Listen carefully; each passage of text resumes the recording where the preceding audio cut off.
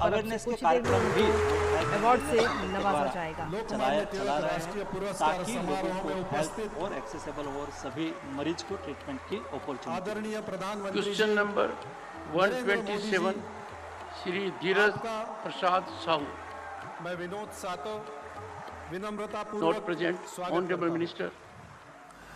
आता तो मंगल क्षण आलेला आहे। मैं डॉक्टर दीपक टिळक जी से निवेदन करता हूं कि 41वां लोकमान्य टिळक राष्ट्रीय पुरस्कार भारत के सम्माननीय प्रधानमंत्री श्री नरेंद्र मोदी जी को प्रदान करे। तशाच पद्धतीचं खास उपकरण बनवून घेतलेलं आहे आदरणीय पंतप्रधानजींसाठी।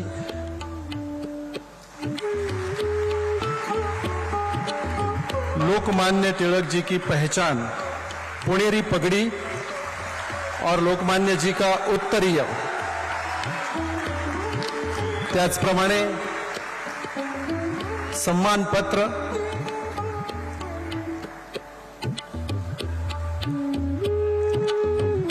आणि एक विशिष्ट अशी बनवलेली ट्रॉफी, ज्या ट्रॉफीमध्ये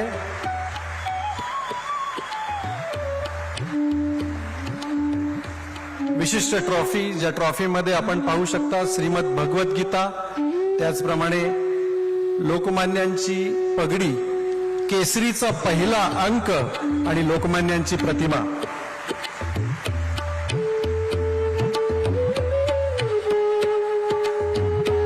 एक विशेष बात है इस समारोह की 1 लाख रुपए की धनराशि दी जाती है, जी आदरणीय पंतप्रधान मोदीजींच्या सूचनेनुसार नमामि गंगे प्रोजेक्टला डोनेट करण्यात आलेली आहे।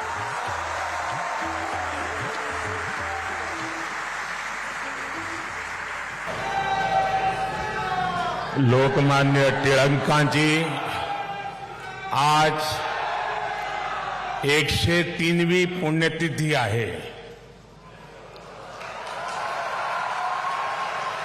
देशाला अनेक महानायक देण्याच्या महाराष्ट्राच्या भूमीला मी कोटी कोटी वंदन करते।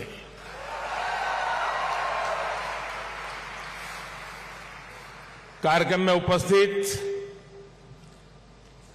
आदरणीय श्री शरद पवार जी,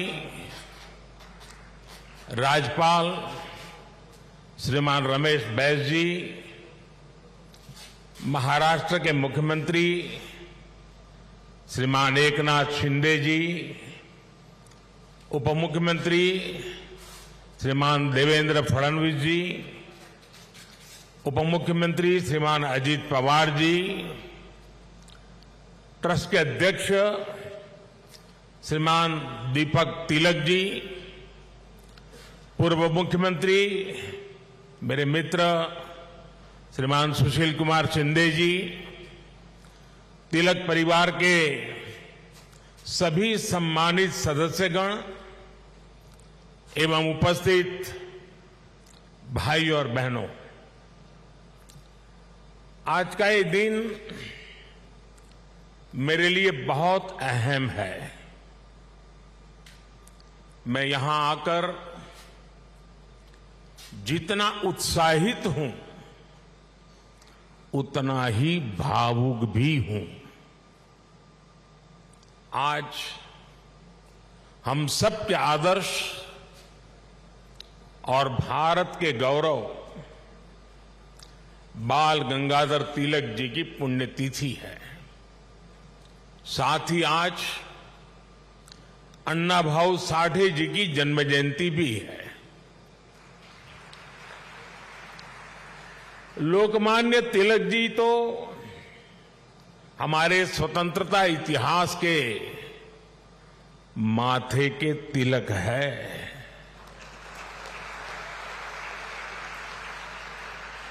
साथ ही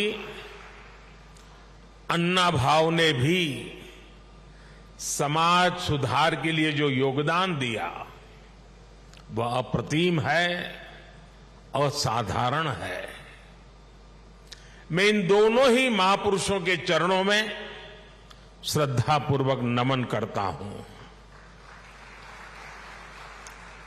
आज या महत्वाच्या दिवशी मला पुण्याच्या या पावन भूमीवर महाराष्ट्राच्या धर्तीवर येण्याची संधी मिळाली, हे माझे भाग्य आहे.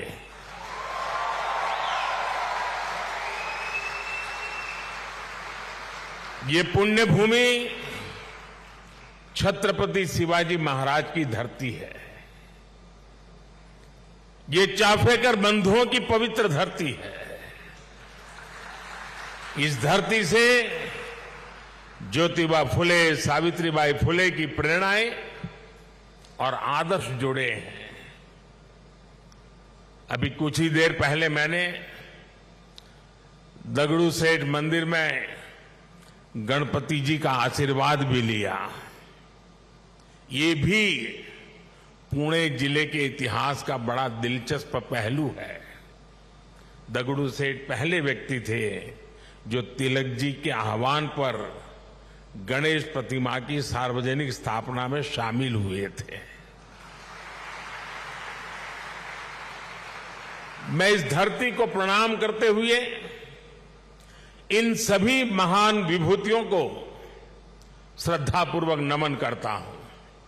साथियों, आज पुणे में आप सबके बीच मुझे जो सम्मान मिला है, ये मेरे जीवन का एक अविस्मरणीय अनुभव है.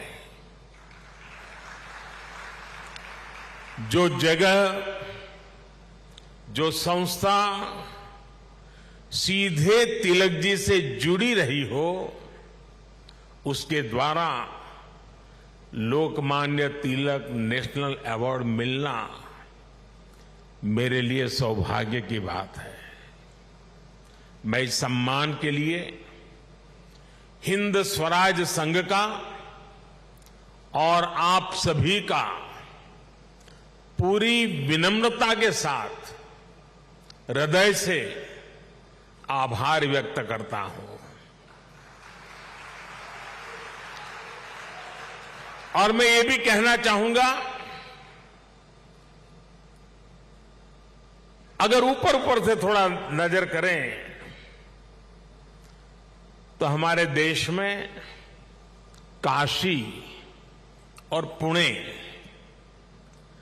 दोनों की एक विशेष पहचान है. विद्वत्ता यहां पर चिरंजीव है, अमरत्व को प्राप्त हुई है.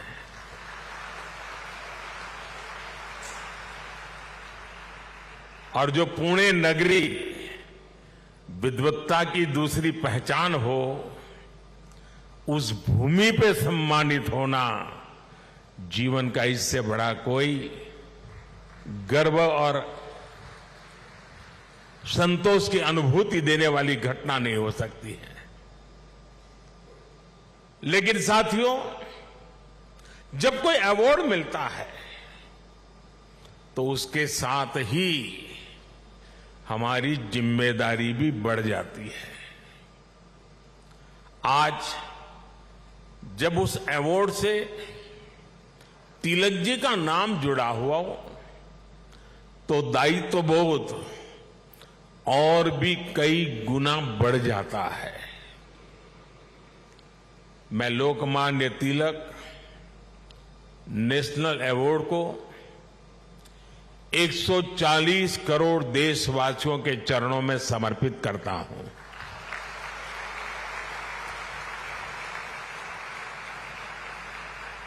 मैं देशवासियों को विश्वास भी दिलाता हूं कि उनकी सेवा में, उनकी आशाओं अपेक्षाओं की पूर्ति में कोई कोर कसर बाकी नहीं छोड़ूंगा. जिनके नाम में गंगाधर हो, उनके नाम पर मिले इस अवार्ड के साथ जो धनराशि मुझे दी गई है, वो भी गंगा जी को समर्पित कर रहा हूं. मैंने पुरस्कार राशि नमामि गंगे परियोजना के लिए दान देने का निर्णय लिया है।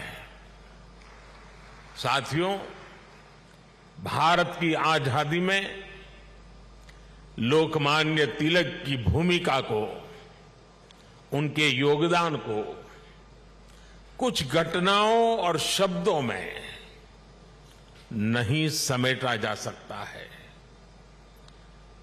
तिलक जी के समय और उनके बाद की स्वतंत्रता संग्राम से जुड़ी जो भी घटनाएं और आंदोलन हुए, उस दौर में जो भी क्रांतिकारी और नेता हुए, तिलक जी की छाप सब पर थी, हर जगह थी। इसलिए खुद अंग्रेजों को भी तिलक जी को the father of the Indian unrest कहना पड़ा था। तिलक जी ने भारत के स्वतंत्रता आंदोलन की पूरी दिशा ही बदल दी थी। जब अंग्रेज कहते थे कि भारतवासी देश चलाने के लायक नहीं है, तब लोकमान्य तिलक ने कहा कि स्वराज्य हमारा जन्मसिद्ध अधिकार है। अंग्रेजों ने धारणा बनाई थी कि भारत की आस्था, संस्कृति, मान्यताएं, ये सब पिछड़ेपन का प्रतीक है। लेकिन तिलक जी ने इसे भी गलत साबित किया। इसलिए भारत के जनमानस ने न केवल खुद आगे आकर तिलक जी को लोकमान्यता दी, बल्कि लोकमान्य का खिताब भी दिया।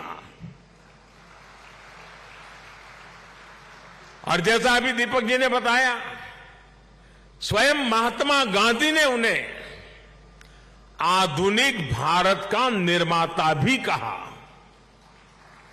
हम कल्पना कर सकते हैं कि तिलक जी का चिंतन कितना व्यापक रहा होगा, उनका विजन कितना दूरदर्शी रहा होगा। साथियों, एक महान नेता वो होता है जो एक बड़े लक्ष्य के लिए न केवल खुद को समर्पित करता है, बल्कि उस लक्ष्य की प्राप्ति के लिए संस्थाएं और व्यवस्थाएं भी तैयार करता है। इसके लिए हमें सबको साथ लेकर आगे बढ़ना होता है, सबके विश्वास को आगे बढ़ाना होता है। लोकमान्य तिलक के जीवन में हमें ये सारी खूबियां दिखती हैं। उन्होंने अंग्रेजों ने जब उन्हें जेल में डाला, उन पर अत्याचार हुए, उन्होंने आजादी के लिए त्याग और बलिदान की पराकाष्ठा की। लेकिन साथ ही उन्होंने टीम स्पिरिट के, सहभाग और सहयोग के अनुकरणीय उदाहरण भी पेश किए। लाला लाजपत राय और बिपिन चंद्र पाल के साथ उनका विश्वास, उनकी आत्मीयता भारतीय स्वतंत्रता संग्राम का स्वर्णिम अध्याय है। आज भी जब बात होती है तो लाल, बाल, पाल के तीनों नाम एक त्रिशक्ति के रूप में याद किए जाते हैं। तिलक जी ने उस समय आजादी की आवाज को बुलंद करने के लिए पत्रकारिता और अखबार की अहमियत को भी समझा। अंग्रेजी में तिलक जी ने, जैसा शरद राव ने कहा, द मराठा साप्ताहिक शुरू किया। मराठी में गोपाल गणेश अगरकर और विष्णु शास्त्री चिपलुंकर जी के साथ मिलकर उन्होंने केसरी अखबार शुरू किया। 19 140 से भी ज्यादा समय से केसरी अनवरत आज भी महाराष्ट्र में छपता है, लोगों के बीच पढ़ा जाता है। ये इस बात का सबूत है कि तिलक जी ने कितनी मजबूत नींव पर संस्थाओं का निर्माण किया था। साथियों, संस्थाओं की तरह लोकमान्य तिलक ने परंपराओं को भी पोषित किया। उन्होंने समाज को जोड़ने के लिए सार्वजनिक गणपति महोत्सव की नींव डाली। उन्होंने छत्रपति शिवाजी महाराज के साहस और आदर्शों की ऊर्जा से समाज को भरने के लिए शिव जयंती का आयोजन शुरू किया। ये आयोजन भारत को सांस्कृतिक सूत्र में पिरोने के अभियान भी थे और इनमें पूर्ण स्वराज की संपूर्ण संकल्पना भी थी। यही भारत की समाज व्यवस्था की खासियत रही है। भारत ने हमेशा ऐसे नेतृत्व को जन्म दिया है जिसने आजादी जैसे बड़े लक्ष्यों के लिए भी संघर्ष किया और सामाजिक बुराइयों के खिलाफ नई दिशा भी दिखाई। आज की युवा पीढ़ी के लिए यह बहुत बड़ी सीख है। भाइयों और बहनों, लोकमान्य तिलक इस बात को भी जानते थे कि आजादी का आंदोलन हो या राष्ट्र निर्माण का मिशन, भविष्य की जिम्मेदारी हमेशा युवाओं के कंधों पर होती है और सक्षम युवाओं का निर्माण चाहते थे। लोकमान्य में युवाओं की प्रतिभा पहचानने की जो दिव्य दृष्टि थी, इसका एक उदाहरण हमें वीर सावरकर से जुड़े घटनाक्रम में मिलता है।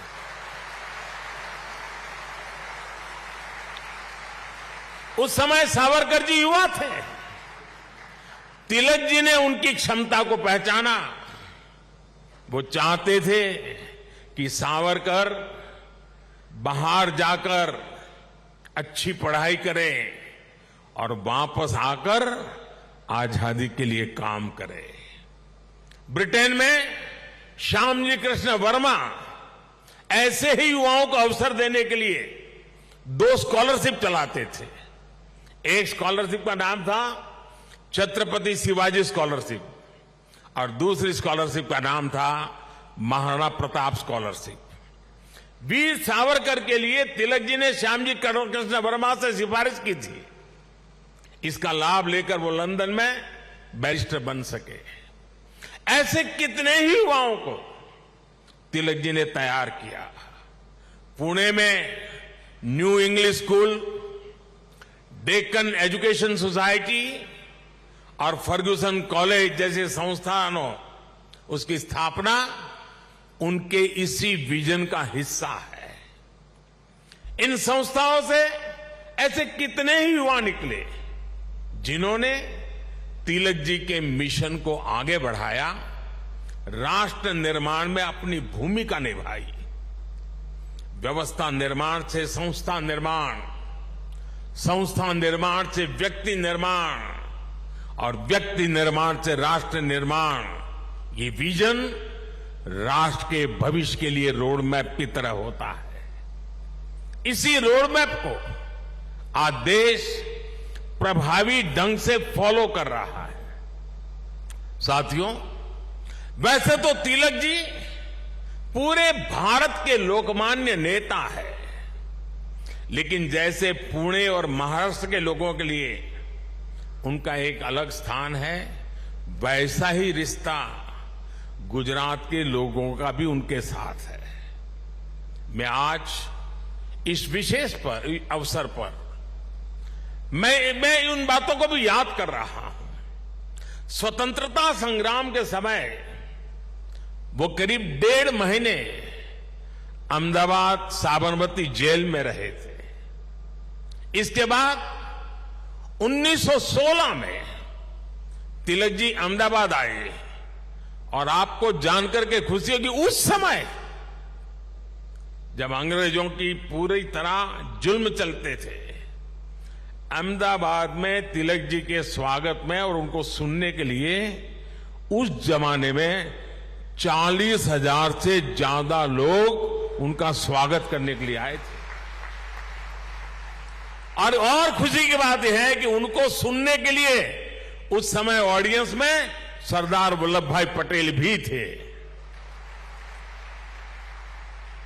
उनके भाषण ने सरदार साहब के मन में एक अलग ही छाप छोड़ी।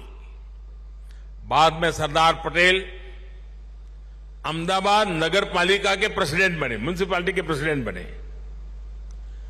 और आप देखिए उस समय के व्यक्तित्व की सोच कैसी होती थी। उन्होंने अहमदाबाद में तिलक जी की मूर्ति लगाने का फैसला किया। और सिर्फ मूर्ति लगाने का फैसला किया नहीं, उनके निर्णय में भी सरदार साहब की लौह पुरुष की पहचान मिलती है।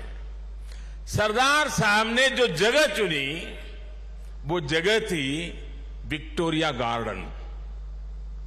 अंग्रेजों ने रानी विक्टोरिया की हीरक जयंती मनाने के लिए अहमदाबाद में 1897 में 1897 में विक्टोरिया गार्डन का निर्माण किया था। यानी ब्रिटिश महारानी के नाम पर बने पार्क में उनकी छाती पर सरदार पटेल ने इतने बड़े क्रांतिकारी लोकमान्य तिलक की मूर्ति लगाने का फैसला कर लिया।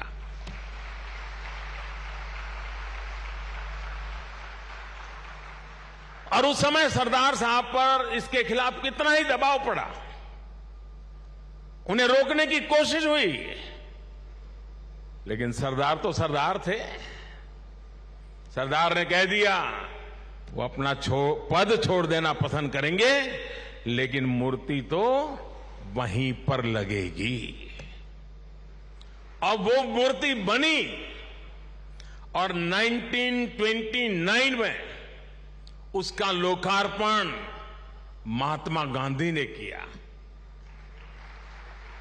अहमदाबाद में रहते हुए मुझे कितनी ही बार उस पवित्र स्थान पर जाने का मौका मिला है और तिलक जी की प्रतिमा के सामने सर झुकाने का अवसर मिला है। वो एक अद्भुत मूर्ति है जिसमें तिलक जी विश्राम मुद्रा में बैठे हुए हैं। ऐसा लगता है जैसे वो स्वतंत्र भारत के उज्जवल भविष्य की ओर देख रहे हैं। आप कल्पना करिए, गुलामी के दौर में भी सरदार साहब ने अपने देश के सपूत के सम्मान में पूरी अंग्रेजी हुकूमत को चुनौती दे दी थी। और आज की स्थिति देखिए, अगर आज हम किसी एक सड़क का नाम भी किसी विदेशी आक्रांता की जगह कर बदलकर भारतीय विभूति पर रखते हैं तो कुछ लोग उस पर हल्ला मचाने लग जाते हैं।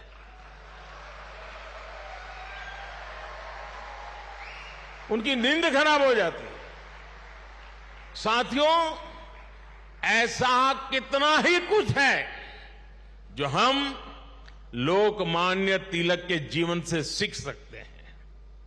लोकमान्य तिलक गीता में निष्ठा रखने वाले व्यक्ति थे। वो गीता के कर्मयोग को जीने वाले व्यक्ति थे। अंग्रेजों ने उन्हें रोकने के लिए उन्हें भारत के दूर पूरब में मांडले की जेल में डाल दिया, लेकिन वहां भी तिलक जी ने गीता का अपना अध्ययन जारी रखा। उन्होंने देश को हर चुनौती से पार पाने के लिए गीता रहस्य के जरिए कर्मयोग की सहज समझ दी, कर्म की ताकत से परिचित करवाया। साथियों, बाल गंगाधर तिलक जी के व्यक्तित्व के एक और पहलू की तरफ मैं आज देश के युवा पीढ़ी का ध्यान आकर्षित करना चाहता हूं। तिलक जी की एक बड़ी विशेषता थी कि वो लोगों को खुद पर विश्वास करने के बड़े आग्रही थे और करना सिखाते थे। वो उन्हें आत्मविश्वास से भर देते थे। पिछली शताब्दी में जब लोगों के मन में ये बात बैठ गई थी कि भारत गुलामी की बेड़ियां नहीं तोड़ सकता, तिलक जी ने लोगों को आजादी का विश्वास दिया। उन्हें हमारे इतिहास पर विश्वास था, उन्हें हमारी संस्कृति पर विश्वास था, उन्हें अपने लोगों पर विश्वास था, उन्हें हमारे श्रमिकों उद्यमियों पर विश्वास था, उन्हें भारत के सामर्थ्य पर विश्वास था। भारत की बात आते ही कहा जाता था यहां के लोग ऐसे ही हैं, हमारा कुछ नहीं हो सकता। लेकिन तिलक जी ने हीन भावना के इस मिथक को तोड़ने का प्रयास किया, देश को उसके सामर्थ्य का विश्वास दिलाया। साथियों, अविश्वास के वातावरण में देश का विकास संभव नहीं होता। कल मैं देख रहा था, पुणे के ही एक सज्जन श्रीमान मनोज पोचाट जी ने मुझे एक ट्वीट किया है। उन्होंने मुझे 10 साल पहले की मेरी पुणे यात्रा को याद दिलाया है। उस समय जिस फर्ग्यूसन कॉलेज की तिलक जी ने स्थापना की थी, उसमें मैंने तब के भारत में ट्रस्ट डेफिसिट की बात की थी। अब मनोज जी ने मुझे आग्रह किया है कि मैं ट्रस्ट डेफिसिट से ट्रस्ट सरप्लस तक की देश की यात्रा के बारे में बात करूं। मैं मनोज जी का आभार व्यक्त करूंगा कि उन्होंने इस अहम विषय को उठाया है। भाइयों और बहनों, आज भारत में ट्रस्ट सरप्लस पॉलिसी में भी दिखाई देता है और देशवासियों के परिश्रम में भी झलकता है।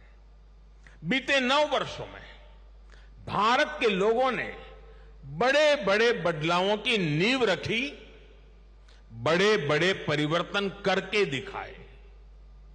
आखिर कैसे भारत दुनिया की 5वीं सबसे बड़ी अर्थव्यवस्था बन गया? ये भारत के लोग ही हैं जिन्होंने ये करके दिखाया। आज देश हर क्षेत्र में अपने आप पर भरोसा कर रहा है और अपने नागरिकों पर भी भरोसा कर रहा है। कोरोना के संकट काल में भारत ने अपने वैज्ञानिकों पर विश्वास किया और उन्होंने मेड इन इंडिया वैक्सीन बनाकर दिखाई और पुणे ने भी उसमें बड़ी भूमिका निभाई।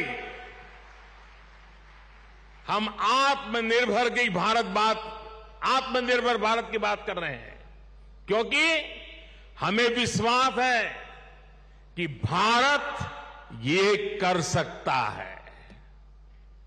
हम देश के आम आदमी को बिना गारंटी का मुद्रा लोन दे रहे हैं क्योंकि हमें उसकी ईमानदारी पर, उसकी कर्तव्य शक्ति पर विश्वास है। पहले छोटे छोटे कामों के लिए आम लोगों को परेशान होना पड़ता था। आज ज्यादातर काम मोबाइल पर एक क्लिक पर हो रहे हैं। कागजों को अटैच करने के लिए आपके अपने हस्ताक्षर पर भी आज सरकार विश्वास कर रही है। इससे देश में एक अलग माहौल बन रहा है, एक सकारात्मक वातावरण तैयार हो रहा है और हम देख रहे हैं कि विश्वास से भरे हुए देश के लोग देश के विकास के लिए कैसे खुद आगे बढ़कर काम कर रहे हैं। स्वच्छ भारत आंदोलन को इस जन विश्वास ने ही जन आंदोलन में बदला। बेटी बचाओ बेटी पढ़ाओ अभियान को इस जन विश्वास ने ही जन आंदोलन में बदला। लाल किले से मेरी एक पुकार पर कि जो सक्षम है उन्हें गैस सब्सिडी छोड़नी चाहिए, लाखों लोगों ने गैस सब्सिडी छोड़ दी थी। कुछ समय पहले ही कई देशों का एक सर्वे हुआ था। इस सर्वे में सामने आया कि जिस देश के नागरिकों को अपनी सरकार में सबसे ज्यादा विश्वास है, उस सर्वे ने बताया उस देश का नाम भारत है। ये बदलता हुआ जनमानस, ये बढ़ता हुआ जनविश्वास भारत के जन जन की प्रगति का माध्यम बन रहा है। साथियों, आज आजादी के 75 वर्ष बाद देश अपने अमृतकाल को कर्तव्य काल के रूप में देख रहा है। हम देशवासी अपने अपने स्तर से देश के सपनों और संकल्पों को ध्यान में रखकर काम कर रहे हैं। इसलिए आज विश्व भी भारत में भविष्य देख रहा है। हमारे प्रयास आज पूरी मानवता के लिए एक आश्वासन बन रहे हैं।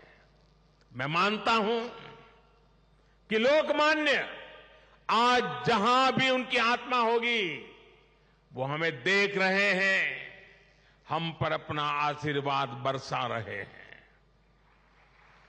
उनके आशीर्वाद से, उनके विचारों की ताकत से हम एक सशक्त और समृद्ध भारत के अपने सपने को जरूर साकार करेंगे। मुझे विश्वास है हिंद स्वराज संघ तिलक के आदर्शों से जन जन को जोड़ने में इसी प्रकार आगे आकर के अहम भूमिका निभाता रहेगा। मैं एक बार फिर इस सम्मान के लिए आप सभी का आभार प्रकट करता हूं। इस धरती को प्रणाम करते हुए, इस विचार को आगे बढ़ाने में जुड़े हुए सबको प्रणाम करते हुए मैं मेरी वाणी को विराम देता हूं। आप सबका बहुत बहुत धन्यवाद।